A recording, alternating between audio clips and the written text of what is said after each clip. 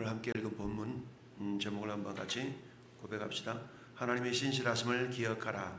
하나님의 신실하심을 기억하라. 네, 우리가 오 신실하신 주, 신실하다, 신실하다. 사람이 어떤 사람을 만나도 그 사람이 신실하다, 믿을만하다는 거죠. 믿을만해.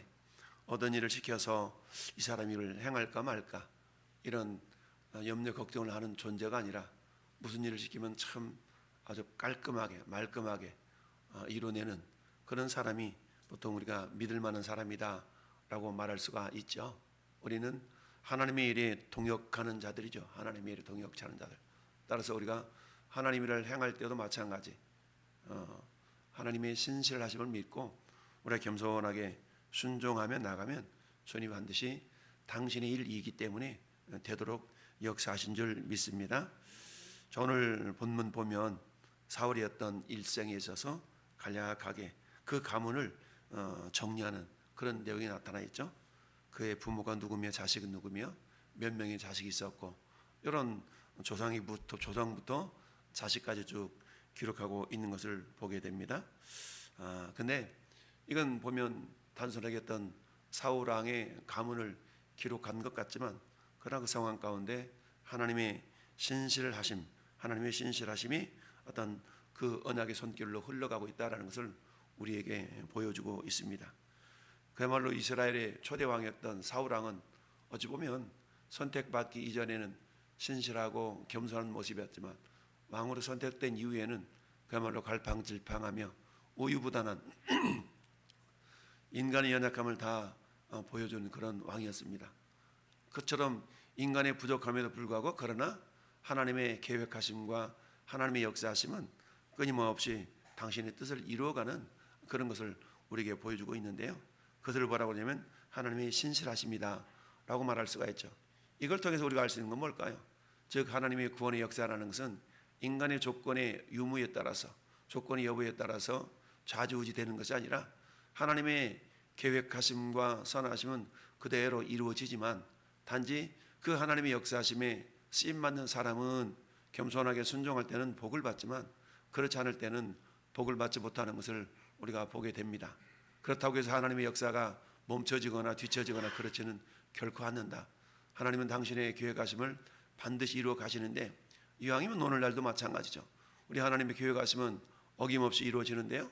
오늘날도 그 뜻을 누가 함께 동역하며 동참해서 그 뜻을 이루어갈 수 있을까라는 걸 우리가 생각해 본다면 신학시대에 우리는 사도 바울의 수많은 동역자들을 보게 됩니다. 사도 바울이 신학성경에 13권 이상을 기록한 위대한 믿음의 사람이었지만 그러나 그런 사도 바울이 할지라도 홀로 그 모든 일들을 행했던 것은 아니죠. 로마서 16장을 보면 사도 바울에게 귀하게 쓰임받았던 동역자들 이름을 쭉 나오게 되죠. 베베로부터 그야말로 아나니아와 브리스게와 아굴라 이런 이름들이 쭉 나오게 됩니다. 3절 4절에는 브리스게와 아굴라 같은 경우는 뭐예요? 사도 바울을 위해서 목이라도 내어놓을 정도까지 이런 어떤 헌신의 사람이 있었기 때문에 사도 바울의 사역이 아름다운 열매를 맺을 수가 있었던 것이죠. 이와 마찬가지로 오늘 이 시대도 마찬가지 하나님께서는 당신의 뜻을 전능하신 손길로 홀로 다 이루어 가실 수도 있지만 굳이 믿음의 사람들을 불러 세우셔서 당신의 뜻을 이루어 가신다. 근데 그 뜻을 이루어 감에 있어서 저는 여러분들이 주님께 귀하게 쓰임받는 그런 인생을 살아간다면 굉장한 복이 되겠죠. 근데 이리 뺀질 저리 뺀질 주님의 일에 동역하지 않냐고 자기 유익만 추구하려고 하는 사람들을 우리는 뭐라고 그래요? 지난 주일 말씀처럼 내가 무리인가 내가 제자인가 라는 제목을 통해서 우리 신앙을 점검해 볼 수 있어야 된다라고 그랬죠. 무리의 특징은 뭐라고 했습니까? 자기중심적이죠. 자기 유익을 위해서 신앙을 종교를 이용해 먹는 어찌 보면 그런 어떤 연약한 어린아이와 같은 사람들을 우리는 종교인이다 또는 무리다 라고 말씀을 드렸어요. 그러나 신앙인 제자들은 어떻습니까? 자기중심적인 신앙의 틀에서 벗어나 이제 예수 그리스도 즉 하나님의 나라의 거대한 관점에서 자기 삶을 맞춰드리는 이런 삶을 살아가는 자가 제자다라고 말씀을 드렸습니다. 그렇기 때문에 우리 하나님은 우리가 무리 가운데서 우리를 제자들로 다 불러주셨음에도 불구하고 여전히 우리는 제자의 삶보다는 무리의 삶을 살길 원하는 경향이 있습니다. 왜요? 제자 삶이라는 건 어찌 보면 불편할 때가 불편하고 또 부족함을 겪어야 되고 이런 모습들이 있기 때문이죠. 인간의 육신은 어떻습니까? 말 타면 견마 잡고 싶다. 배부리면 눕고 싶고 누우면 자고 싶고 이게 인간의 본능이죠. 그런 것처럼 우리가 아무리 예수님을 믿었다 할지라도 철저히 자기 자신을 쳐서 예수 그리스도의 말씀께 복종시키지 않는다면 우리 내면 속에 있는 육신의 소욕들이 자꾸만 우리를 성령의 소욕을 이겨먹으려고 하는 그런 모습들이 있는 것을 봅니다. 사도 바울이 우리 어제 수협의 말씀도 묵상해 보았던 것처럼 오라 나는 곤고한 사람이로다. 이 사망의 몸에서 누가 나를 건져내랴. 이렇게 고백했던 것처럼 우리가 아무리 믿음이 좋다 할지라도 우리 내면 속에는 끊임없는 싸움이 연속이 일어나고 있죠. 오늘날 전 세계에서 다양한 전쟁들이 일어납니다. 미국과 이스라엘과 이란과의 싸움, 저 우크라이나와 러시아와의 싸움, 많은 전쟁들이 일어납니다. 그러나 가장 큰 전쟁터는 그들의 전쟁터가 아니라 우리 마음에 일어나는 전쟁터, 내 마음속의 전쟁터가 세상에서 가장 큰 전쟁터인 것을 우리는 기억할 수 있어야 됩니다. 이와 같이 하나님의 신실하심을 기억하라 라고 오늘 말씀을 제목을 잡아봤는데요. 자, 47절 48절을 보면 사울이 이스라엘 왕위에 오른 후에 사방에 있는 모든 대적 곧 모압과 암몬 자손과 에돔과 소바의 왕들과 블레 사람들을 쳤는데 향하는 곳마다 이겼다. 결국 이 사울 왕이 저들과 함께 길보아 전투에서 순교하기까지 그야말로 숨을 거둘 때까지 하나님께서는 어때요? 비록 인간의 연약함에도 불구하고 이 사울의 싸움을 이기도록 역사하셨던 것을 봅니다. 왜 그랬을까요? 그것은 우리 9장으로 한번 넘어가 볼까요? 9장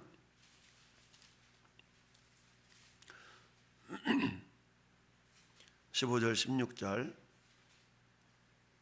시작. 사울이 오기 전날에 여호와께서 사무엘에게 알게 하여 이르시되 내일 이맘때에 내가 베냐민 땅에서 한 사람을 네게로 보내리니 너는 그에게 기름을 부어 내 백성 이스라엘의 지도자로 삼으라. 그가 내 백성을 블레 사람들의 손에서 구원하리라. 내 백성의 부르짖음이 내게 상달되었으므로 내가 그들을 돌보았노라 하셨더니 아멘. 사울이 왕이 되기 이전부터 하나님은 사울을 택하시고 이를 통해서 사울을 통해서 내 백성을 블레셋 사람의 손에서 구원하여 내리라. 근데 여기에는 조건이 없어요. 사울이 이럴 때는 건져주고 이럴 때는 안 건져줄 거야 이러지 않으셨어요? 사울의 조건에 유무와는 상관없이 하나님은 이 사울을 통하여서 내 백성 이스라엘을 건져내시겠다. 이걸 한마디로 말하면 하나님의 신실하심이라고 표현할 수가 있는 것이죠. 그렇기 때문에 오늘 다시 본문으로 돌아와서 47절 48절은 그 하나님의 신실하심이 이루어지는 본문이다라고 말할 수가 있는 겁니다. 그러니까 블레셋 사람들을 쳤는데 향하는 곳마다 이겼다라고 말씀하고 있죠. 지엽적인 부분에 있어서는 또는 패배하기도 하고 손해가 있기도 했지만 전체적인 맥락에서 볼 때는 하나님께서 당신의 신실하심을 사울 왕을 통해서 이루어 가셨다. 왜? 그게 하나님의 약속이기 때문이다 라는 얘기입니다.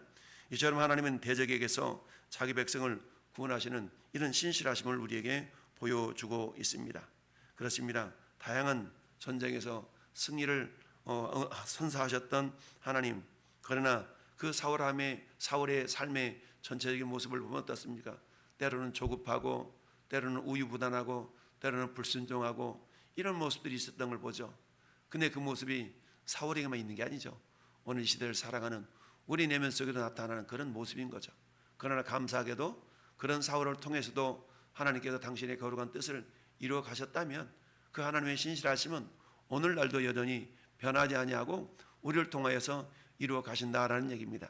자주 말씀드리지만 내가 신앙생활 열심히 할 때는 뭔가 하나님 앞에 정말 기쁨 올려드리고 주님께 막 귀하게 쓰임받을 것 같아. 근데 내 신앙생활이 좀 어떻게 좀 뒤처지고 좀 내 뜻대로 하지 않고 좀 이렇게 변덕스러운 그런 모습을 보일 때는 어때? 내 스스로도 내가 이래가지고 이런 어떤 자책감을 갖는 경우가 많이 있죠.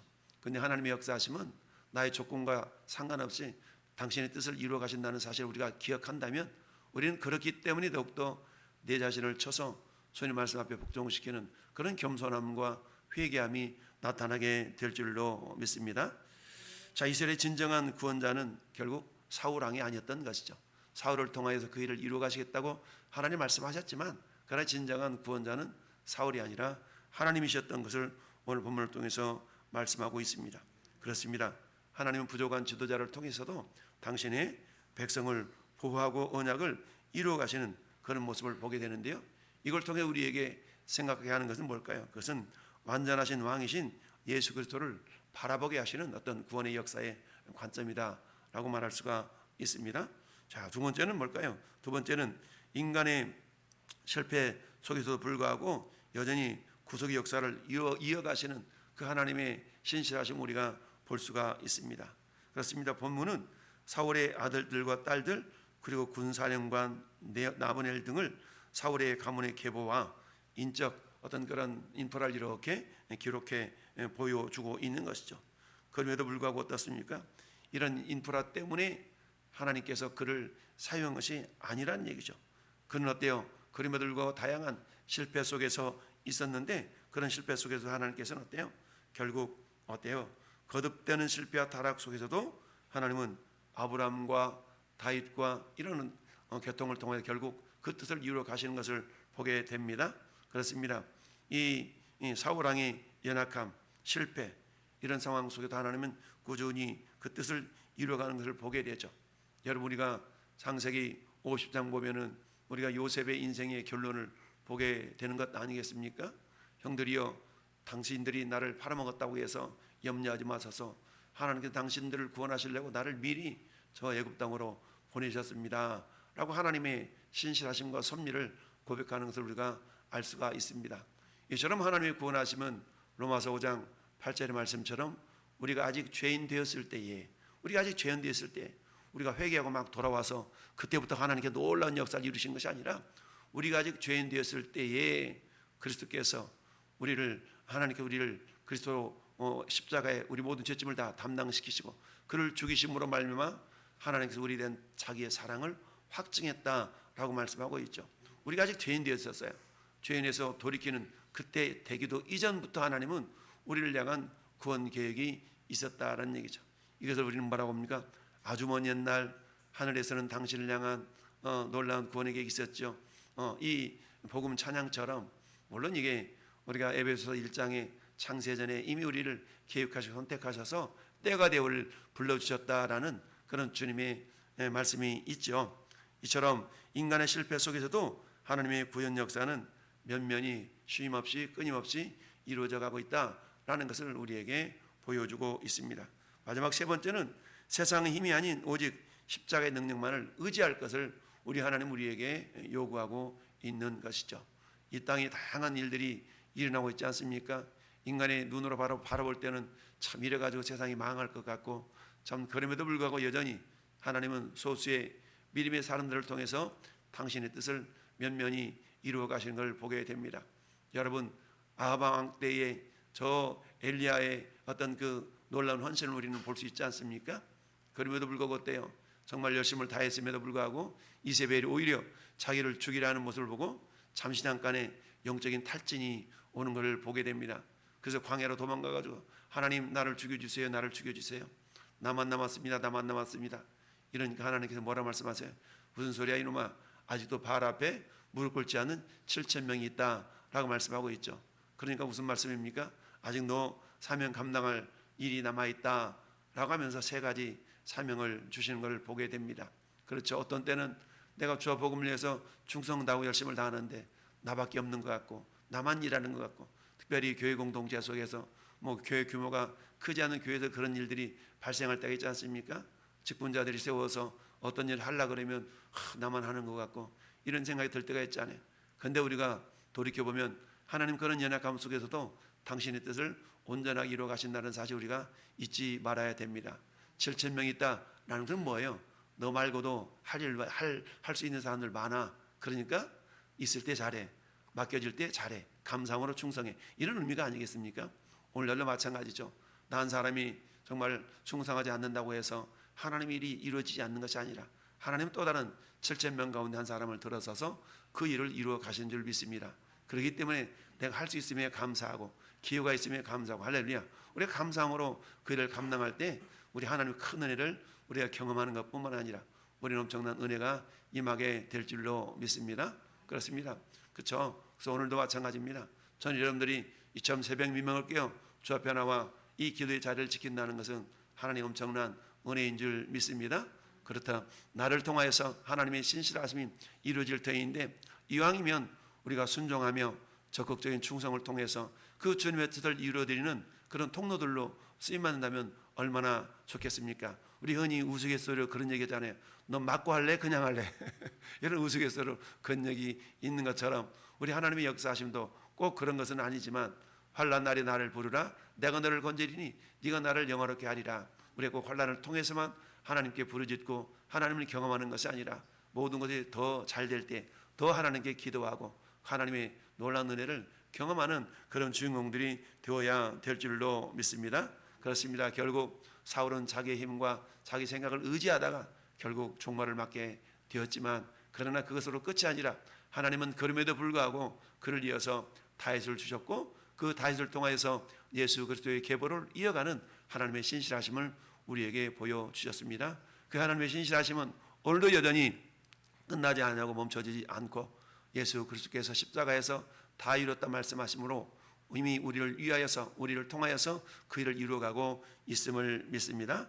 그렇습니다. 결론 52절 보니까 사울이 사는 날 동안에 블레셋 사람과 큰 싸움이 있었으므로 사울이 힘센 사람이나 용감한 사람을 보면 그들을 다 불러 모았더라. 일할 만한 사람 다 불러 모았어요.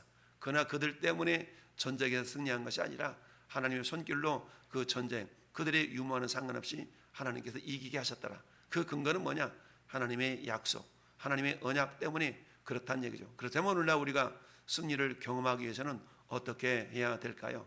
우리는 하나님의 오늘 또 당신의 약속을 신실하게 이루어 가심을 믿고, 내가 부여잡을 약속은 뭘까?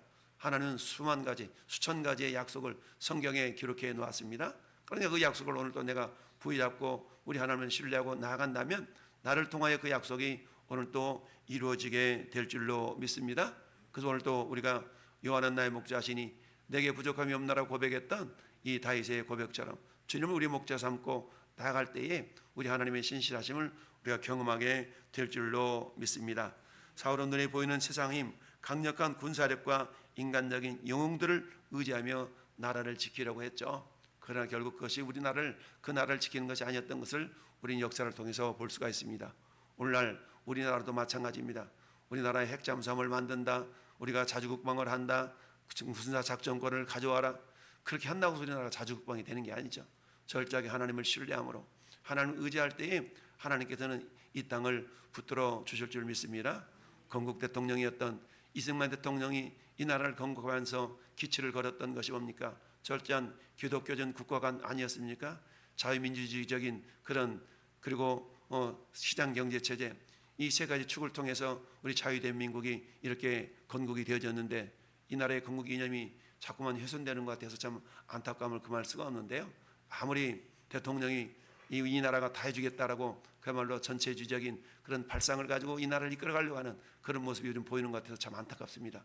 우리가 기도하면서 정말 국가라는 것은요, 최소한의 권력을 사용을 해서 국민들 하여금 자유를 최대한 보장하는 그런 체제로 나가야만이 그게 성경적인 국가가 아닌 것이지, 아무리 국가가 다 해준다고 간섭하고 자세한 부분 하나까지를 간섭하면서 어떤 제품 하나를 먹지 말라 먹으라 하는 것까지를 대통령이 간섭해서야 되겠습니까? 자유경제 체제 맡겨줘야지. 국민들이 알아서 해야 되는 것이 그걸 갖다가 막 명단을 적어내라, 수사를 해라, 이런 정말 안타까운 현실을 바라보면서 자금의 현실이 사울왕이 그 나라를 이끌어가는 것 같은 그런 어떤 생각을 우리가 금할 수가 없는데요. 우리 나라와 민족을 위해서 우리가 기도 많이 하고, 어쩌든 하나님께서 이 나라를 그래도 기도하는 국민들이 있기 때문에 이만큼 붙들어 주시고 있다는 사실을 저 위정자들이 알아야 될 터인데 참 안타깝습니다. 어쩌든 우리가 대통령을 위시하여서 모든 위정자들이 이 나라를 자기들의 능력 때문에, 자기들의 정치적 때문에 이루어져 간다는 그 오만함과 교만함을 버리고 겸손하게 정말 하나님께서 우리나라 애국가에 있는 것처럼 하나님이 보호하사 우리나라 만세라는 그런 놀라운 그런 애국가 가사가 있는 것처럼 우리 하나님이 붙들지 아니하시면 어떤 대통령이 강력한 왕권을 전체주의적인 그런 시스템으로 이끌어간다 한다 할지라도 되지 않습니다. 우리 하나님만이 진정한 이 땅의 주인임을 기억하면서 겸손하게 그 하나님의 질서를 순종하며 나아가야 되지, 그렇게 인간적인 권모술을 쓴다고 해서 이 나라가 발전해 간 것이 아님을 기억하면서 우리 믿는 사람들이 절저하게 겸손하게 나라 민족을 위해 기도하고 사울왕이 실패했던 그 실패를 이 나라가 답습하지 않도록 다시 한번 기도하면서 절저하게 겸손함으로 주님의 신실하심을 믿고 나가 우리도 승리를 경험하고 이 나라의 민족도 마침내 마지막에 주님께 귀하게 쓰임받는 민족이 될 수 있도록 함께 기도하는 하나님의 사람들이 될 수 있기를 예수님의 이름으로 축원합니다. 아멘.